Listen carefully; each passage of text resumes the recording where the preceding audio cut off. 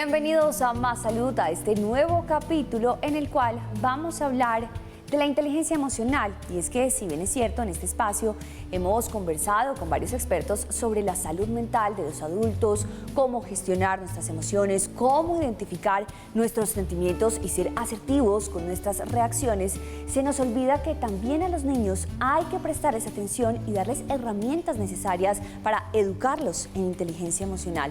¿Cómo funciona esto en los niños? ¿A qué edad hay que hablar de sentimientos? ¿A qué edad se explica qué es la rabia, qué es el dolor, qué es el amor? Bienvenidos a Más Salud. Según los expertos, las personas capaces de gestionar sus emociones tienen menos riesgo de padecer dificultades emocionales o trastornos psicológicos. Los niños, en especial en la primera infancia, aprenden en gran medida a través de la observación. Por lo anterior, es importante que los adultos mejoren su forma de gestionar las emociones, ya que es la manera en la que pueden enseñarles formas saludables de gestión emocional a los pequeños. La inteligencia emocional de los niños se desarrolla de a poco, tal cual como funciona con la motricidad, las habilidades cognitivas y sus talentos. Es un proceso que requiere apoyo incondicional por parte de los padres y cuidadores. Los niños se relacionan con lo que están sintiendo de una manera más directa y espontánea. Por eso es importante conocer a su hijo, empatizar con sus emociones, comprender la emoción, aceptarla y describirla. El niño, al sentirse comprendido por una persona adulta y poder generarle un nombre a su emoción, va adquiriendo herramientas de regulación emocional que le ayudan en su desarrollo a futuro.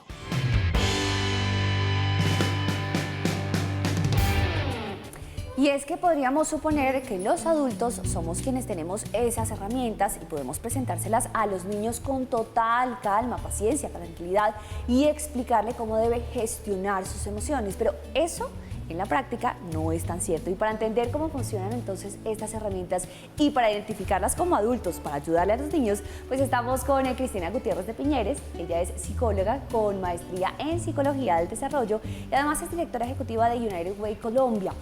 Pues estamos aquí con una cantidad de preguntas porque en este espacio, Cristina, te quiero contar, hemos hablado de la salud mental, ¿no? Entonces, la gestión de las emociones en los adultos, cómo identificarlos, el tema del respirar y entender un poco cómo actuar cuando nos toma una situación por sorpresa. Pero ¿qué pasa con los niños que se vuelven como esos globitos que no dejan de inflar y ¡pum!, uno explota? Y ahí se nos olvida gestionar nuestras emociones y evidentemente el niño no tiene herramientas, así pasa. Bueno, sí, Paola, gracias y gracias por esta invitación, compartir este espacio con todos los que nos están viendo.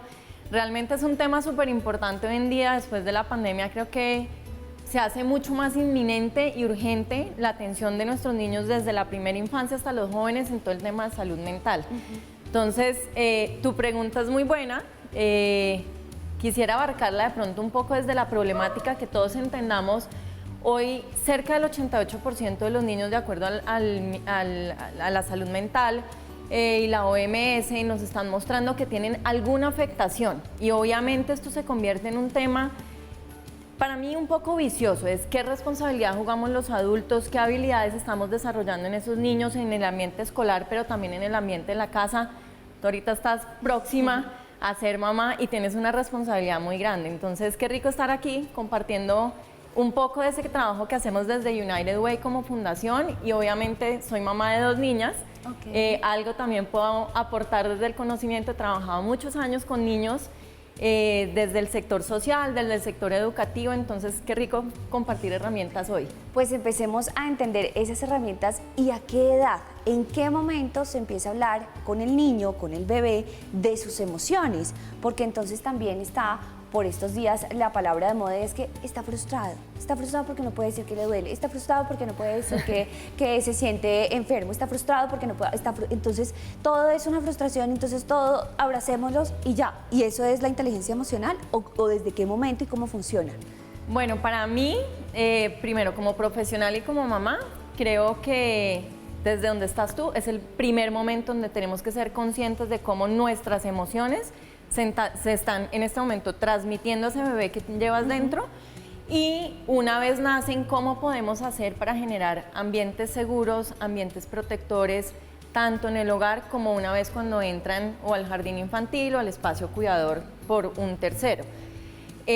Todo el tránsito de las emociones, digamos, empieza con la parte más táctil. Tú como mamá, ¿qué espacios tienes en tu casa donde, por ejemplo, con un ambiente, música, el apego se trabaja mucho a través del tacto, los masajes con los niños, la respiración profunda, como ese espacio de la lactancia, tú también estás tranquila y le puedes transmitir cierta tranquilidad? Lo que pasa es que obviamente los niños van creciendo, van enfrentando nuevos retos y ahí es donde volvemos complejo el tema. Entonces ese niño que empieza a nacer en un espacio seguro, cuando se expone en el jardín infantil a otros niños que lo retan, que están empezando a desarrollar su lenguaje verbal, pero que aún no lo tienen y no saben expresar con las palabras eso que están sintiendo, ahí es donde los adultos tenemos un rol muy importante.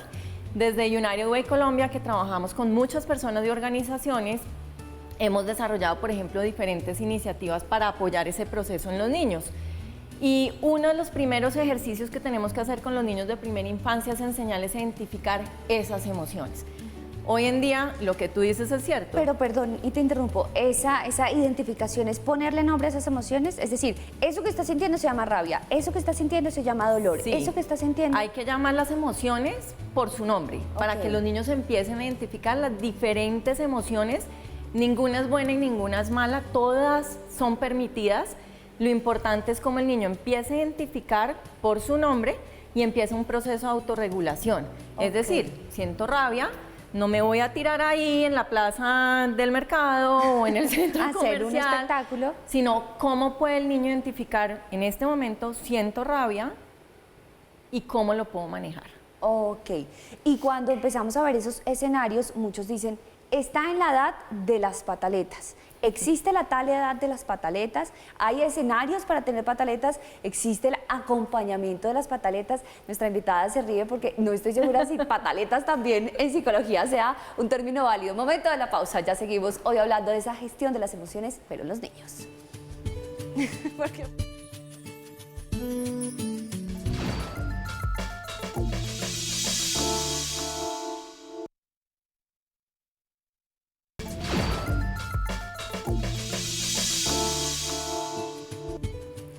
Seguimos en Más Salud y hoy se trata de compartir con padres de familia, con cuidadores, algunas herramientas para gestionar las emociones de los niños. Y entramos al tema de las pataletas con nuestra invitada Cristina Gutiérrez de Piñeres. Ella es psicóloga con maestría en psicología y nos cuenta además por su experiencia como directora ejecutiva de United Way Colombia cómo funciona el tema de las pataletas, porque muchos dicen, eso es una edad, eso es normal, va a haber espectáculo, va a haber show en el centro comercial, en el restaurante, pero ahora dicen hay que acompañar las pataletas y hay que abrazar las pataletas y hay que querer y entender las pataletas.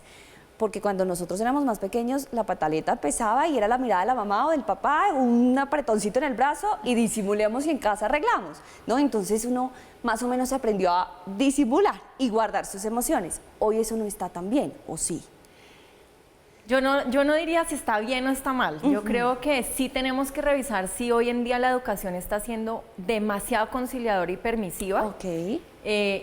Pues yo tengo una niña de casi 15 y una de 10 y es algo que uno se cuestiona constantemente. Las pataletas, mi mayor no las vivió, la chiquita las vivió todas y más. Okay. Sí. ¿Qué hace de diferente? Yo creo que la capacidad de tolerar un poco la frustración en los niños. Y igual que nos pasa a los adultos, unos tenemos la tolerancia al dolor más alta, unos tenemos la tolerancia a la frustración más alta. Entonces lo que hay que construir, y yo creo que sí tenemos que ser como padres muy cuidadosos de no irnos al extremo de estás haciendo la pataleta, ¿cómo te estás sintiendo? Sino aprender a poner límites amorosos. Los niños que crecen con límites, con reglas claras, son niños que también empiezan a desarrollar una seguridad muy clara en ellos mismos. Los niños que, por el contrario, están creciendo en un ambiente totalmente permisivo, donde la pataleta, como llamas tú, también se permite en cualquier espacio. Se acostumbran también a que ese puede ser... Sí, que esa es la manera en la que responde adecuadamente a la frustración. Y vuelvo e insisto, todas las emociones son permitidas. Lo que tenemos que enseñar a nuestros niños desde muy pequeñitos es autorregular y a identificar cuáles son esas emociones. porque tampoco está bien que ya entonces nosotros de 20 tengamos una situación que nos saca de nuestra zona de confort, que nos pone al límite con la frustración y, por ejemplo, nos llevemos a todas las personas Claro, que estén al por lado delante. nuestro. De alguna forma la pataleta también está poniendo está haciendo una visión muy ciega a que estoy en un entorno y que lo que estoy haciendo también puede tener un Consecuencias, efecto claro. hacia mi entorno. Claro, y es que muchos también tenemos presentes esas frases de mamá o de papá, de quién es la niña, la voy a regalar, si sigues haciendo pataleta la regala, y entonces eso también es hasta traumático, porque uno dice, ¿cómo así? O sea, si yo me siento así, ¿me van a regalar? Entonces empiezan ahora con el tema de validar las emociones, y en esos casos, cuando los padres de familia pierden la paciencia, porque es evidente, tienes problemas en el trabajo, tienes situaciones con el tráfico, tienes una circunstancia particular, como adulto estoy tratando de gestionar mis propias emociones y llega un ser humano chiquitico que todavía es más intenso que yo, todavía está, pues voy a también enloquecerme un poco. Sí, la autorregulación va en el trayecto de toda la vida. Yo creo que nosotros como padres tenemos una responsabilidad muy grande de respirar, de también pausar antes de reaccionar, entender qué está pasando. Muchas veces esa agresividad en un niño realmente no es ni rabia ni frustración, puede ser una tristeza mal manifestada. Entonces, ¿cómo nosotros en ese momento somos capaces de autorregular nuestra emoción para poder hacer una lectura adecuada de qué es lo que el niño está viviendo y qué es lo que necesita y así poderlo acompañar? Obviamente, creo que una de las cosas importantes en los adultos es, somos humanos, somos vulnerables. Está bien que ese niño también nos vea tristes, que nos vea llorar, que nos vea en un momento de impaciencia y de rabia. Claro que sí, porque además estamos modelando hacia afuera cómo estamos manejando nosotros las emociones. Entonces, ese papá que no muestra nunca una emoción delante del niño, tampoco con el ejemplo le está enseñando a cómo manejarlo. Claro, perfecto. Entonces, rol súper importante de los papás. Que los papás también se muestren con sus emociones Sí. y cómo las gestionan. He ahí el ejemplo. Tenemos para ustedes que compartir este testimonio justamente del manejo de las emociones, porque los niños no se manejan solitos, también los adultos tenemos que ayudarles. Para nosotras, las profes, muy significativo, porque a veces nosotras se nos sale un poco las casillas también. Y a veces nosotras no sabemos identificar esas emociones y cómo se las vamos a enseñar a los chiquis. Entonces, primero para nosotras fue como ese aprendizaje de empezar, bueno, sí, está triste. En vez de dejar de decirle como que no, ya no estés triste, no, ven, te acompaño en este proceso. Ven, te enseño cómo puedes calmarte. Porque a veces que está llorando, que está simplemente enojado. No, pero bueno, no dejemos que esta emoción te lleve. Vamos a contar, vamos a ir aprendiendo cómo hacerlo.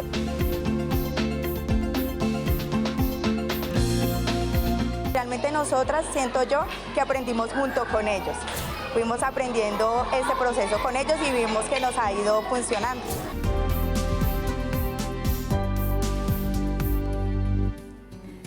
Ahí está entonces el acompañamiento, dice con acento caleño nuestro testimonio, el acompañamiento de las emociones. Pero entonces, ese acompañamiento, ¿cuánto debe durar? ¿Hasta dónde es bueno el acompañamiento? Porque, claro, muchos sabemos de los abrazos, ¿no? Los abrazos curan, los abrazos te ayudan a regularte, incluso el tema del contacto físico, la temperatura también desciende.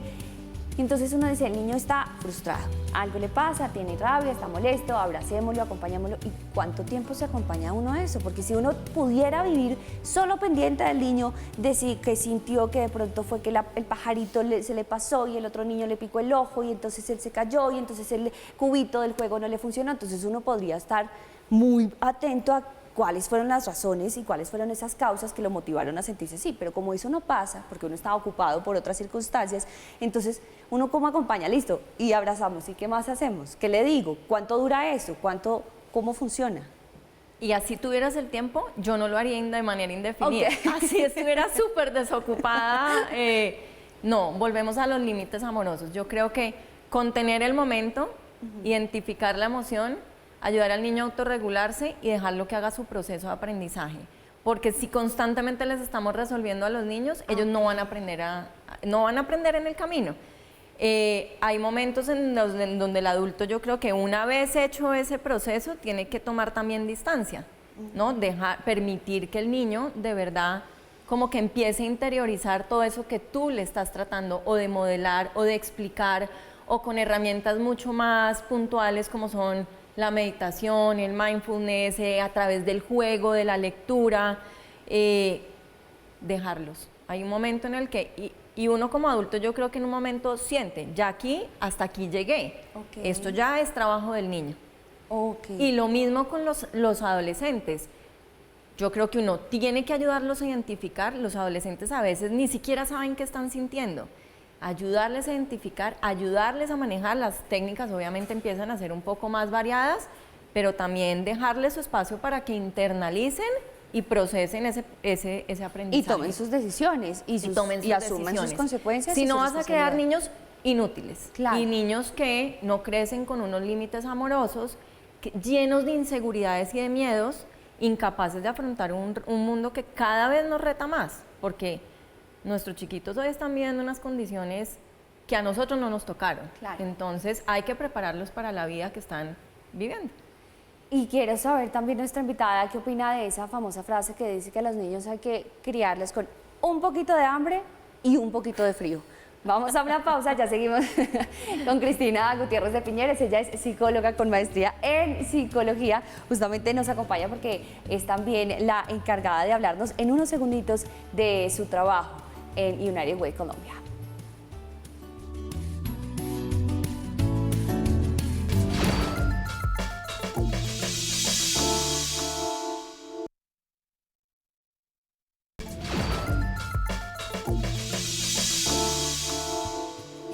Aquí seguimos en Más Salud y estamos hablando de cómo gestionar las emociones en los niños, cómo ayudarles a entender qué es lo que están sintiendo, ponerles nombre a esas emociones. Nos acompaña Cristina Gutiérrez de Piñeres, ella es psicóloga con maestría en Psicología del Desarrollo, también directora ejecutiva de United Way Colombia, y antes de la pausa estábamos justamente conversando sobre esos límites que muchos podemos traducir. Entonces, con un poquito de hambre y un poquito de frío, y nos entendemos perfectamente en la casa con los niños, ¿o no? Sí, yo estoy de acuerdo con esa frase. Estoy de acuerdo con la frase porque yo creo que hoy estamos muy volcados a darle gusto a los niños en todo. Y no estamos teniendo límites en cualquier cosa, desde lo material, desde los permisos, desde lo que sienten, todo es válido, lo que tú quieras, lo que tú consideres. Y eso lo único que está generando es niños con incapacidad de tomar decisiones, con una seguridad y una autoestima, y está súper demostrada. Entonces los límites amorosos son necesarios. El niño que tiene todo y más es un niño que ansiosamente nada lo satisface. Entonces hay que ser supremamente cuidadosos. Ahora, yo también a veces entiendo la frustración que tenemos los padres de decir, ellos no vinieron con un manual, ¿no? ¿Dónde está el manual que nos lo dejaron? No, debía venir con él. Esto es prueba y error también. Estamos aprendiendo junto con ellos y está bien no sabérselas todas. Y obviamente la ansiedad en los padres que queremos hacer una educación lo más perfecta posible, o cuál es esa educación que se necesita, yo creo que tenemos que estar aprendiendo y adaptándonos y aprendiendo de ellos y leyendo mucho esas señales.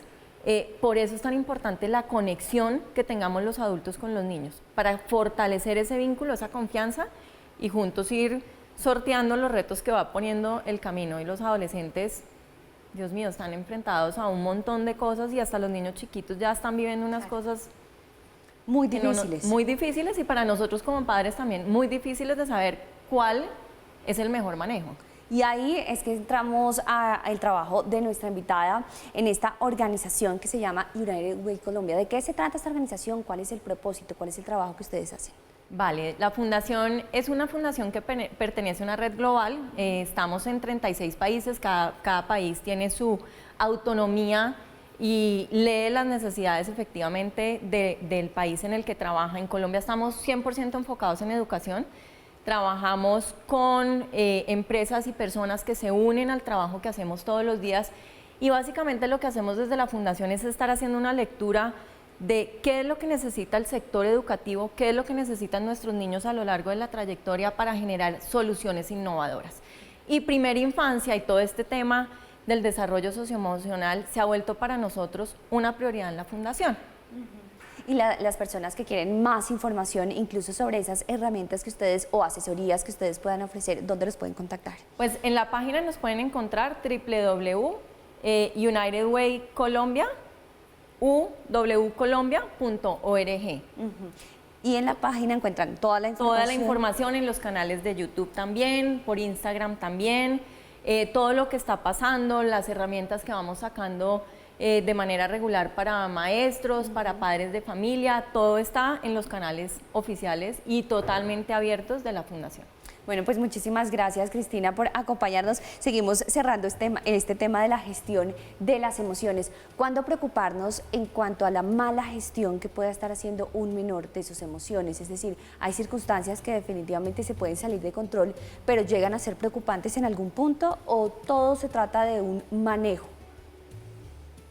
Yo creo que situaciones preocupantes vamos a encontrar siempre. Claro, Dependiendo depende. de la edad del niño, pues hoy preocupa mucho todo el tema del bullying, preocupa mucho los intentos de suicidio, que ya cada vez se empiezan a ver con mayor frecuencia y en niños mucho más pequeños. Sí hay alertas tempranas que debemos como estar muy atentos para ver en qué momento esas herramientas que le estamos dando al niño ya no están siendo suficientes para hacer remisiones oportunas, buscar apoyo de psiquiatras, algunas veces de medicamentos o intervenciones ya mucho más en crisis.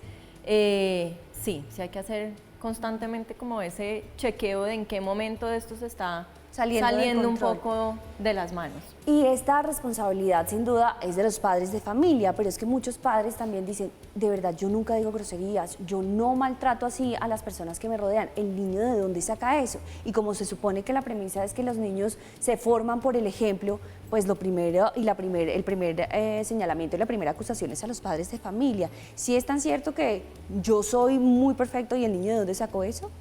No, yo creo que uno sí está enseñando con el ejemplo, o sea, ¿cómo le pides a un adolescente que no esté pegado al celular cuando tú constantemente estás pegado al celular? Entonces uno es el que tiene que empezar a autorregularse. Has hecho mucho énfasis en los padres, pero ahorita el testimonio de la maestra que habló, creo que las maestras juegan un papel fundamental y nosotros como fundación, parte de la lectura que hemos hecho es ese ser humano que está trabajando desde lo pedagógico con el niño, es un ser humano con emociones. Entonces, ¿cómo desde la Fundación les estamos dando herramientas también a los maestros, como decía la profe, para conocerse, autorregularse y tener una interacción sana con el niño en el salón de clase?